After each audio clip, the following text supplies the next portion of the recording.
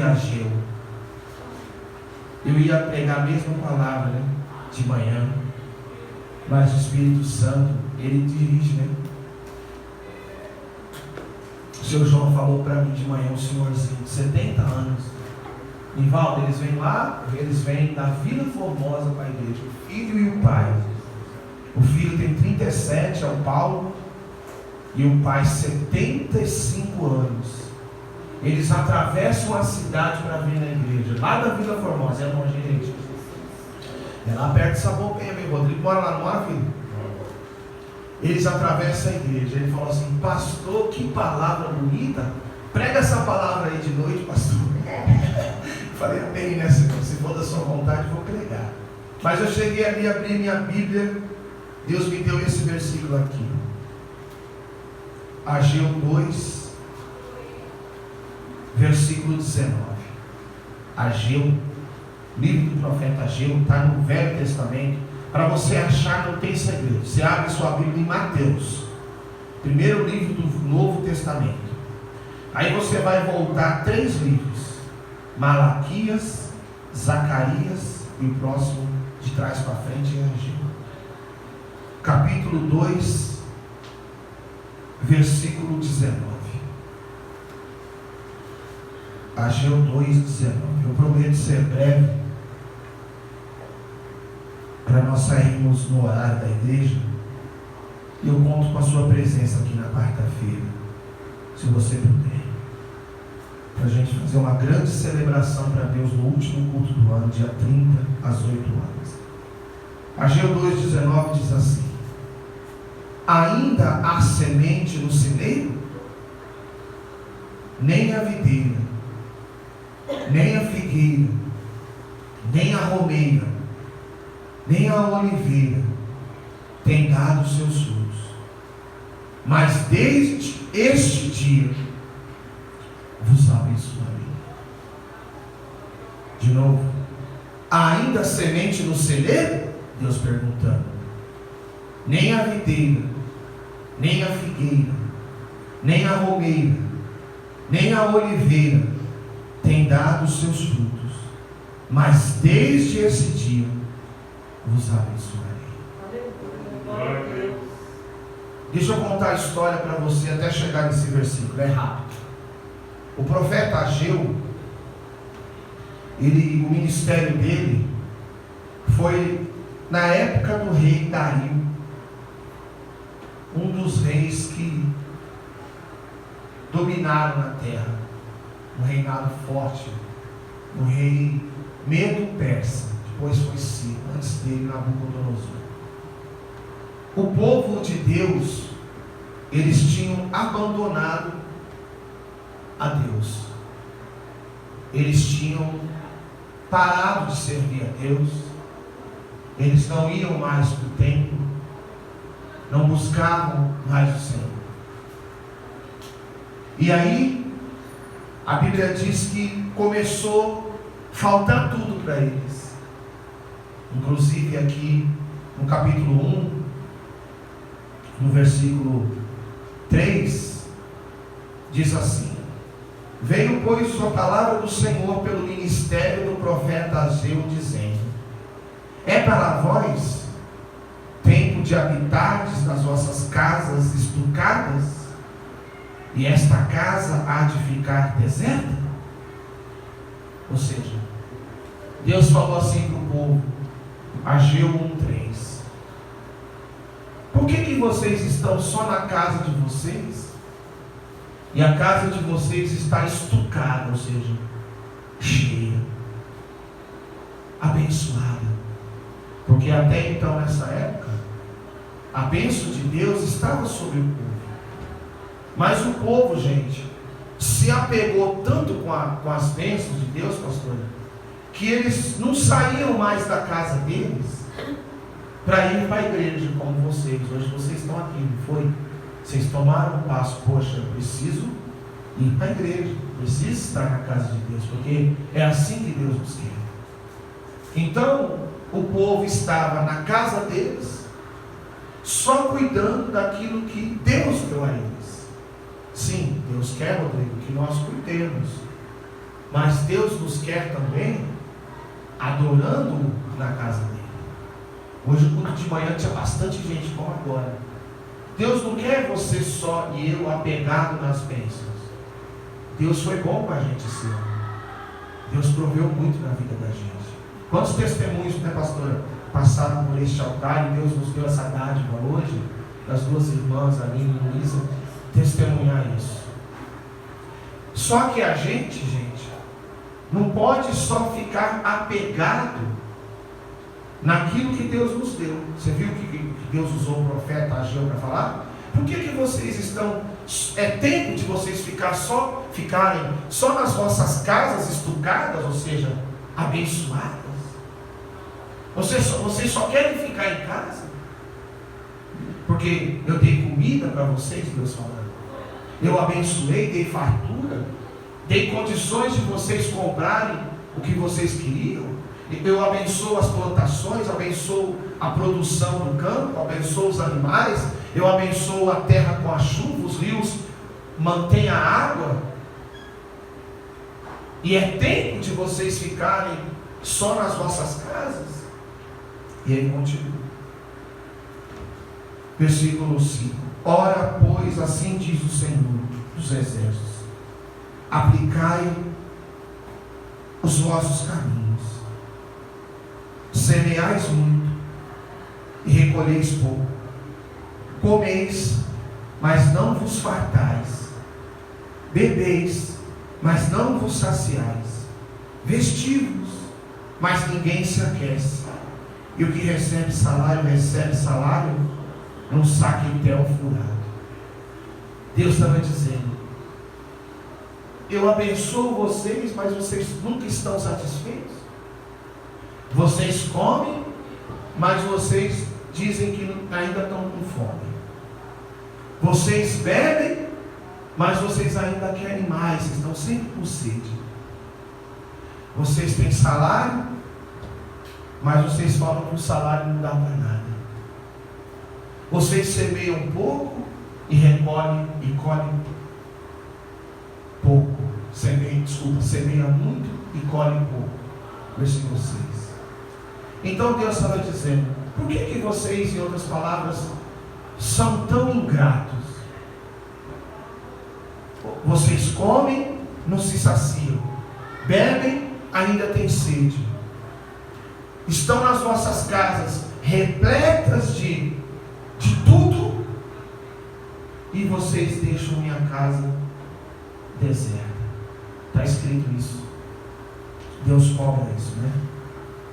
Olha lá, versículo 7. Assim diz o Senhor dos Exércitos: aplicai o vosso coração aos vossos caminhos, subi o monte, trazei madeira, edificai a casa, e dela me agradarei, e eu serei glorificado, diz o Senhor. Ou seja, Deus queria um esforço do povo. Sobe o monte, vai buscar madeira, edifica a minha casa. Para de ficar só na casa de vocês. Não fica só cuidando, zelando, sim, mas não precisa adorar o que eu dou para vocês. Deixa lá.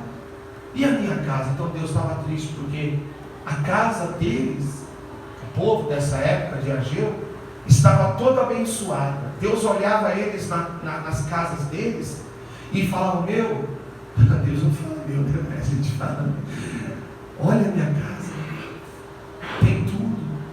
E Deus estava triste porque a casa dele estava destruída, não tinha nada, porque a casa acabou sendo, destruída. O primeiro templo de Salomão. Então Deus falou: sobe o monte, vai buscar madeira, vão construir minha casa. Não é da minha casa que vem a bênção para vocês? Não é de mim, diz o Senhor, que a bênção chega até vocês? E Deus falando: por que a minha casa está deserta? Olha lá, versículo 9. Olhaste para o muito, mas eis que alcançaste pouco. E esse pouco, quando trouxeste para casa, eu lhe assoprei. Por quê? Disse o Senhor dos Exércitos: por causa da minha casa que está deserta, e cada um de vós corre a sua própria casa. Deus disse assim: por que a minha casa tem que estar deserta e a casa de vocês está sempre cheia? Deus estava dizendo: vocês só estão cuidando da casa de vocês. Vocês estão comendo bem, bebendo bem, trabalhando. Vocês nunca estão satisfeitos. Mas a minha casa está deserta. O que é deserta? Sem ninguém.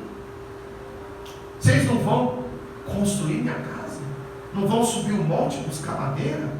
Vocês não querem me adorar? Vocês querem ficar somente na vida que eu dei para vocês? Era isso que o povo queria. E Deus começou a tratar, porque o povo só queria cuidar da casa deles. Agora Deus me deu tudo, então agora eu vou só cuidar desse tudo que Deus me deu e deixa a casa de Deus lá. Aí começou a vir o tratamento. Versículo 10: por isso retém os céus o seu orvalho, ou seja, não tinha chuva. A terra retém os seus frutos, ou seja, o que plantava não dava. Fiz vir a seca sobre a terra, e sobre os montes, e sobre o trigo, e sobre o mosto, e sobre o azeite, e sobre o que a terra produz, como também sobre os homens, sobre os animais, e sobre todo o trabalho das mãos. Deus disse assim: porque vocês deixaram minha casa deserta, porque vocês agora só querem ficar em vossas casas, com as bênçãos que eu dei a vocês, porque vocês deixaram minha casa deserta, então eu retive o orvalho. Ou seja, Deus falou: eu não deixo chover, eu mando assim, eu falo para a terra não produzir nada. Lembra do último versículo lá que a gente leu, que é o tema da palavra? Olha lá, o último versículo lá que a gente leu, Ageu 2:19. Há ainda semente no celeiro? Nem a videira, nem a figueira, nem a romeira, nem a oliveira tem dado os seus frutos. Olha como que estava a situação depois que Deus fez chegar a seca para o povo. Deus permitiu que não tinha chuva, os animais morreram, os campos não produziam. Deus fala das árvores, ó Deus falando da agricultura daquela época, como era forte. Olha lá, ainda a semente no celeiro. Deus está perguntando: tem semente aí, meus filhos, no celeiro de vocês? Não, porque eles olhavam no celeiro, não tinha nada. O celeiro é um lugar onde se guarda a produção. Se guardava a produção do trigo, ainda hoje se guarda a produção da uva, a produção da oliveira. Vamos lá ver o que não tinha no celeiro. Olha lá, nem a videira. A videira dá o que, gente? A videira produz a uva, que dá o vinho, o suco de uva. Nem a figueira produz o que? O figo. Nem a romeira. Quem sabe me dizer o que a romeira produz? Romã. Quem foi que falou? Meu Deus, romã. As pessoas vão direto comprar anti-inflamatório, né? Pega a romã, faz um chá de romã, vê se a dor da garganta sua não passa. Tem gente que fala: é ruim? Toma um chazinho de romã, passa na hora. Deus pôs tudo na natureza, só que o que estava acontecendo? A agricultura estava prejudicada por causa deles mesmos, porque eles deixaram a casa de Deus deserta, mas na casa deles tinha tudo. Imagina hoje, televisão de 50 polegadas, ar-condicionado na casa toda, tapete persa no chão, carro bom na garagem, né? A casa linda. Tudo bem, Deus te dá o direito, me dá o direito de ter uma casa linda, mas nós não podemos deixar a casa de Deus deserta. E Deus estava triste, porque sabe por que eu permiti isso? Porque vocês só estão na casa de vocês estucadas. Ou seja, vê para mim o que significa estucada, filho. Está sem internet? Alguém tem internet? Põe ali, estucada no celular, significado. Ou apaineladas, é esse o termo que aparece na versão mais antiga. Apaineladas, estucadas. Vamos ver o que significa isso aí. Busca aí para mim, Jaqueline, no celular, alguém que está procurando, me ajuda aí. Não deu tempo de eu entender essa palavra. Foi tão rápido que Deus me deu ali. Então veja, Deus não nos quer só cuidando da nossa casa. Já apareceu aí, Jaque? Se não, né? Se alguém apareceu aí, me fala. Estucada, né? Estucada.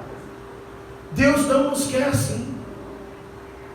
Deus te deu o melhor, mas Ele quer que você cuide também, eu, você, nós, da casa dele. Veja que por causa dessa atitude que o povo dava naquela época, Deus permitiu vir a seca, a videira não produzia uva, a romeira não produzia romã, que mais? A figueira não produzia figo, a oliveira não produzia azeitona, que dá o azeite, ou seja, e esse era o forte da agricultura de Israel. Qual é o forte da agricultura do Brasil? Quase tudo, né? O forte do Brasil é a soja. Nós somos produtores mundiais da soja, do açúcar. O maior produtor de açúcar do mundo é o Brasil. Imagine se Deus pôr a mão na agricultura do Brasil, o que acontece? Começa a gente ficar sem emprego, primeiro no campo, e depois reflete na cidade. Pessoas aqui na cidade vão perder o emprego, porque não existe mais produção no campo, e quem está no campo já perdeu. Veja que é uma cadeia. Aí Deus mandou a seca, aí não chovia, então os rios se secaram, e não tinha água para beber. O povo já estava em crise de abastecimento de água. Veja que isso não é uma coisa de agora, já é uma coisa que acontecia muitos anos atrás, e é o próprio Deus já que ordenava não chover, porque o povo já tinha se afastado de Deus. Deus deu tudo para o povo, mas o povo só ficava ali na sua casa. Então Deus permitiu acontecer tudo isso. Então Deus falou: eu fiz vir a terra, a seca na terra. Eu conseguiu já? O que é, filho? Explicado. Revestido, rebocado com estuque, trabalhado ou modelado em estuque. Aí, estucado então é reforma, né? É o melhor na casa, né? O cuidado com a casa, modelada, como que é? Estucada, feita com estuque, rebocado, reboque. Olha como que eles estavam, só se preocupando com a casa deles, né, doutora? A senhora, como que é, doutora? A casa estava Embelezada, tipo assim, melhor. cuidada, né? É, sim, Deus quer que a gente cuide da nossa casa. Sua casa tem que ser linda, a minha também. Você tem que ter ali o melhor. Eles fizeram o melhor para a casa deles, mas não para a casa de Deus. O que tinha que colocar para a casa de Deus, eles tiraram da casa que era de Deus E colocaram como primícia para eles, não para Deus, né? aí. É isso aí. Então Deus ficou entristecido com isso. Eu abençoo tanto vocês. Por que vocês estão deixando minha casa deserta? A casa de vocês está linda, está estucada, revocada. E minha casa? Quem está entendendo? Deus quer o melhor da gente, viu? Deus quer que você tenha o seu melhor. Deus tem prazer no seu crescimento, na sua prosperidade. Mas Deus diz assim: e a minha casa? Então nós que temos a oportunidade, né, pastor, de ler essa palavra, nós não podemos deixar acontecer isso com a gente. Por quê? Porque a gente já viu o que aconteceu com o povo aqui, que não despertou para isso. Então Deus ainda foi maravilhoso, porque, veja bem, continua comigo a leitura. Olha lá, versículo 13. Pula agora, que senão não vai dar tempo. Então Ageu, 1,13. Então Ageu, o embaixador do Senhor, falou ao povo conforme a mensagem do Senhor, dizendo: eu sou convosco, diz o Senhor. E o Senhor levantou o espírito de Zorobabel, filho de Selatiel, príncipe de Judá, e o espírito de Josué, filho de Josadac, sumo sacerdote, e o espírito do resto do povo, e vieram e trabalharam na casa do Senhor dos exércitos, o seu Deus. Deus despertou o povo. O povo precisava se despertar, o povo estava enganado. Então o que Deus está fazendo com a gente hoje? Deus está nos despertando. Deus está dizendo: foi um ano difícil, meu povo, mas eu cuidei de vocês. Olha aí, a prova disso é o testemunho das irmãs. Deus deu emprego num ano de pandemia, um ano de luta, um ano de dificuldade, e Deus, as duas irmãs estão trabalhando. Então Deus está dizendo assim: estou despertando vocês, porque assim como eu faço o melhor para vocês, vocês façam também o melhor para a minha casa. Então a casa de Deus estava destruída naquela época. Então o que aconteceu? Eles começaram a buscar os materiais. Vai para o monte, vai buscar madeira, vamos reconstruir a casa está destruída. Peraí, nossa casa está linda, maravilhosa, adornada, estucada, feita com estuque, no reboque, toda bonita, decoração linda. Ah, mas a casa de Deus está deserta. Então Deus falou: vou despertar vocês. E mesmo assim Deus falou: eu sou com vocês. Aí começou a despertar, o povo começou a se despertar, o povo começou a trabalhar. Olha lá, agora o versículo, capítulo 2, versículo 4. Olha o que Deus mandou de recado para o povo.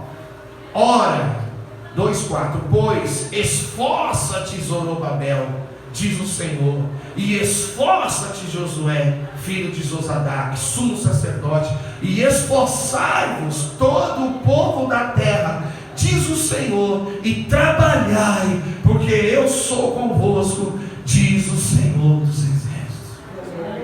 Deus disse para o povo: vamos, põe a mão no arado. A casa de vocês está linda, mas e a minha? E a minha? Deus falando: em minha casa, que situação ela se encontra? Porque os inimigos tinham destruído a casa de Israel. O templo de Salomão foi destruído. E eles não tinham mais uma casa para adorar. Só que assim, ninguém também estava se despertando para reconstruir a casa. Quem é que vai tomar atitude para levantar a casa de Deus? Quem vai se levantar para cuidar da casa? E hoje, quem é que cuida da casa? Somos nós. Quem é que tem que edificar essa casa? Somos nós. Quem é que precisa se preocupar com essa casa? Somos nós. Então hoje, olha que lindo quando vocês estão na igreja. Eu fico tão feliz quando vocês vêm. De manhã vieram bastante pessoas. Agora é isso. Deus quer te abençoar, mas Deus não quer que eu e você não cuidemos da casa dele. Deus quer a casa dele cheia, casa dele cuidada, amada, abençoada, com oração, com louvor, com entrega, com adoração, com dízimo, com oferta. Deus quer que a casa dele prospere. Eu quero que você prospere. E eu quero que você veja essa casa prosperar. Porque já está chegando aqui na igreja gente de longe, da Vila Formosa, e vai chegar mais gente, mas nós precisamos cuidar dessa casa. Está entendendo? Olha aí o testemunho das irmãs. Que maravilha Deus fez. Deus restaura a família, não restaurou ali? O seu menino, olha o que o menino disse: mãe, eu sou o homem mais feliz do mundo. Aleluia. Deus sabe ali como foi difícil para ele esse tempo. Porque sabe o que acontece, gente? Os filhos, eles dão respostas de acordo com o que eles pensam. Eles não têm uma estrutura como a gente tem de entender certas coisas. Os jovens não entendem. Então para o Bruno, esse testemunho foi dizer o quê? Mãe, eu esperei esse dia. Mamãe, eu esperei você voltar com meu pai, porque eu amo você e amo meu pai. Vocês estavam separados. Deus é esse Deus que restaura a família. Então às vezes o reflexo que os nossos filhos às vezes têm, alguma coisa que eles veem na gente que não está bem, alguma coisa que para eles não está bem. A gente vê de um jeito, mas nossos filhos veem de outro jeito. Então foi um desabafo do menino. Mamãe, agora eu sou o homem mais feliz do mundo. Hoje eu sou o homem mais feliz do mundo. Então isso cabe uma lição para nós que somos pais. Procurar dar um ambiente para os nossos filhos cada vez mais agradável, para que eles possam ver Deus na vida da gente e dizer: eu quero ser como minha mãe, eu quero ser como meu pai. Porque um pequenininho, um jovenzinho, você vê, o menino tem quanto, Guarani? 14?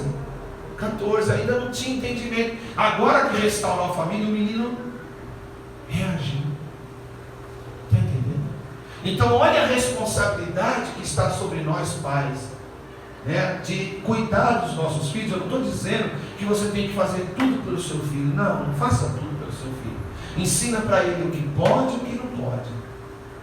Cuide dele com amor. Dê amor aos seus filhos. Dê amor. Dê carinho. Converse com seus filhos. Chore junto com eles. Riam junto com eles. Pergunta para eles o que está acontecendo. Sonda, né? Bate um papinho. Sabe? Deus tem me mostrado nesses últimos tempos que eu preciso ser amigo dos meus filhos. Amigo. Eu tenho tentado. Meus filhos já têm idade um pouco. Já 22 e 18. Hã? 22, né? Não. Que velho agora. Não, mas está novo, gente. Então, veja bem, o menino precisava desse passo da mãe. E a mãe, quando deu esse passo, você viu, né, Aline? Ela ali, ai, não vai dar para casar, não tem dinheiro, né, Aline? Sempre olhando para o, né? Porque às vezes a gente tem um problema de olhar muito para o financeiro. E se você olha para o financeiro e fica com medo, como que Deus vai fazer a obra? Você tem que olhar para Deus e crer que Ele vai te abençoar o financeiro. Sabe o que eu quero dizer para vocês, gente? O financeiro não é tudo, não. Você pode ter até dinheiro para dar para o seu filho, mas se você não der amor, não adianta nada. Você pode pegar seu dinheiro e falar, ó mamãe, ó filha, mamãe ganhou esse dinheiro, vai lá na loja lá, vai lá na melhor loja que você quiser e compra a roupa que você quer. Mas se você não der amor, não vai adiantar nada. Vai ser só uma roupa de marca. Está entendendo? Se você tem condições de fazer, faça. Mas converse com o seu filho, com a sua filha. Então Deus, voltando à palavra, restaurou toda a vida dessas pessoas. Eles estavam bem. Só que o que aconteceu? Por eles abandonarem a casa de Deus, Deus permitiu tudo isso acontecer. Chegou uma hora que eles olhavam para os celeiros, estou terminando, não tinha mais nada de grão lá. Não tinha o trigo, não tinha a uva, não tinha a romã. Tudo isso era o forte da agricultura de Israel. Não tinha a oliveira. Não tinha. Por quê? Deus mudou? Não, Deus sempre foi o mesmo. Eles mudaram. Eles agora só estavam preocupados com eles. Ah, minha casa, minha família, meus bens. Deixa a casa de Deus lá. Ah, eu não faço, mas outro faz. Não. Nós temos que fazer. Nós somos o povo que Deus pôs aqui. Então nós temos que ganhar muitas almas para Jesus, gente, em 2021.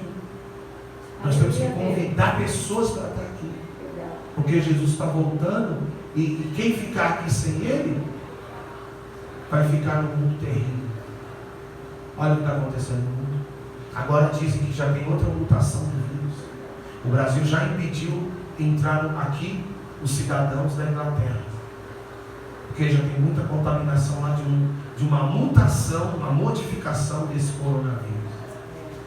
E eles não têm certeza se essa vacina que está sendo distribuída agora, não tem certeza. Dizem que sim, mas não tem certeza se ela vai ser suficiente também contra essa nova mutação do vírus.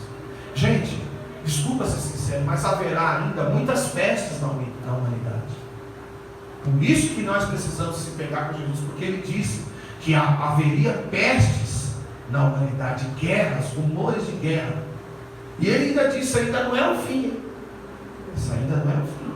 É o princípio das dores. Isso que o mundo está passando é o princípio das dores, para que Ele venha, para que mais pessoas se acheguem a Ele, aceitem Ele como Jesus, Senhor e Salvador da sua vida. Ele recolha a nossa vida no arrebatamento, e quem ficar vai ser terrível, porque aí vai começar a se levantar o anticristo. Por 3 anos e meio ele vai se mostrar como bonzinho, o salvador da humanidade, e muita gente, a maioria vai acreditar nele. Depois do arrebatamento isso, depois dos outros 3 anos e meio, aí ele vai mostrar quem ele é. E ele vai exigir que as pessoas façam a marca da besta na mão direita e na testa. E a Bíblia diz que quem fizer essa marca já será condenado. E essa marca vai dar direito a comprar e vender. Por isso que a gente não pode se apegar às coisas materiais, nem financeiras.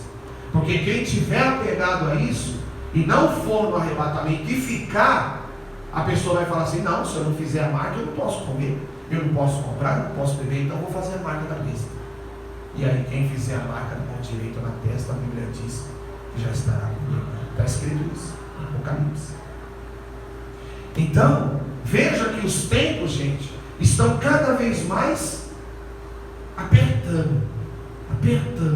Por quê? Porque está muito próxima a vinda de Jesus. O sinal, um dos sinais foi a estrela de Belém, que apareceu essa semana. E teve pessoas que olharam, e até meu filho pesquisou, né, filho? Ele estava vendo a reportagem, Mateus. Ele falou: ó, pai, é isso mesmo que você está falando. A reportagem acabou de dizer que essa estrela foi vista pelos 3 reis magos na época que Jesus nasceu, e agora ela apareceu de novo. E diz que para ver essa estrela de novo, gente, só daqui a 80 e poucos anos. Meu filho até brincou comigo: pai, será que você vai ver ela de novo? Você vai estar com 127. Falei: sei não.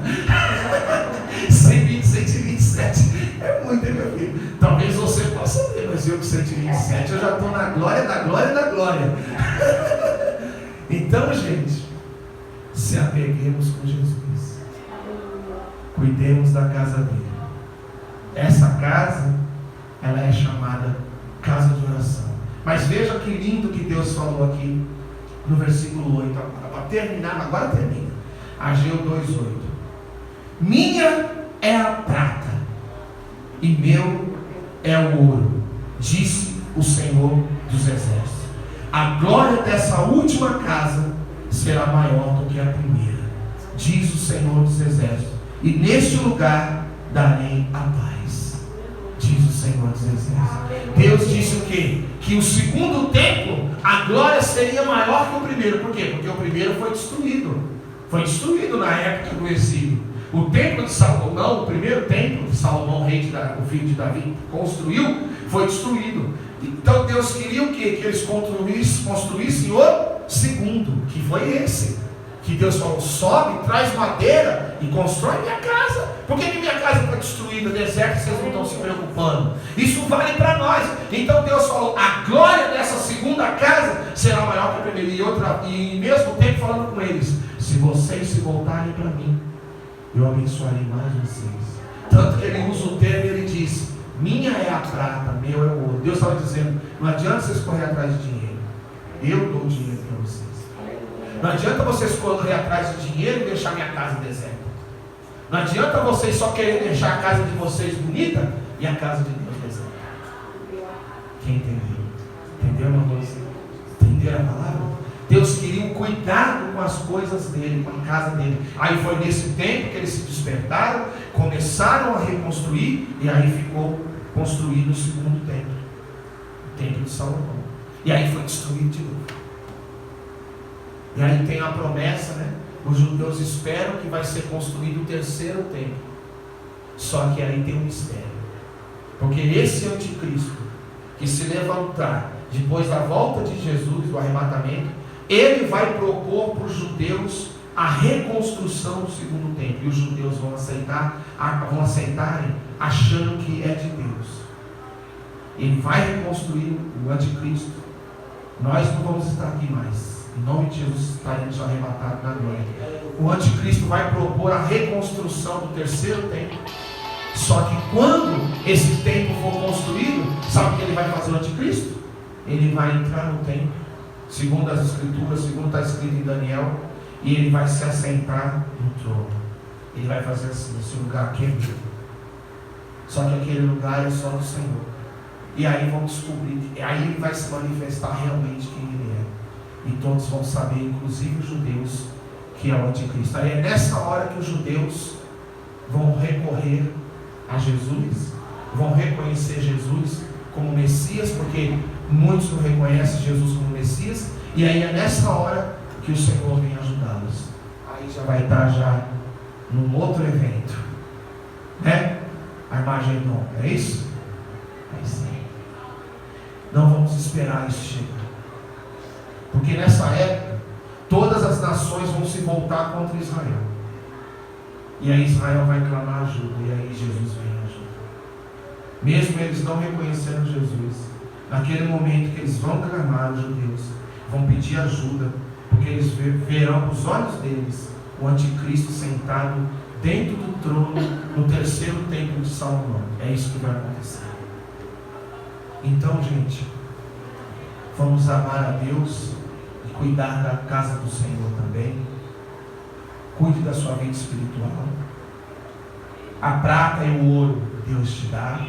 Não precisa correr loucamente atrás disso, porque Deus te dá, Deus te prospera, Deus te abençoa e vai te abençoar mais. É só não fazer, misericórdia, o que o povo dessa época fez: se distanciaram de Deus, se afastaram e largaram a casa de Deus deserta. Amém, gente? Quem entendeu a palavra? Amém? Diga glória a Deus. Vamos dar uma salva de palmas para Jesus.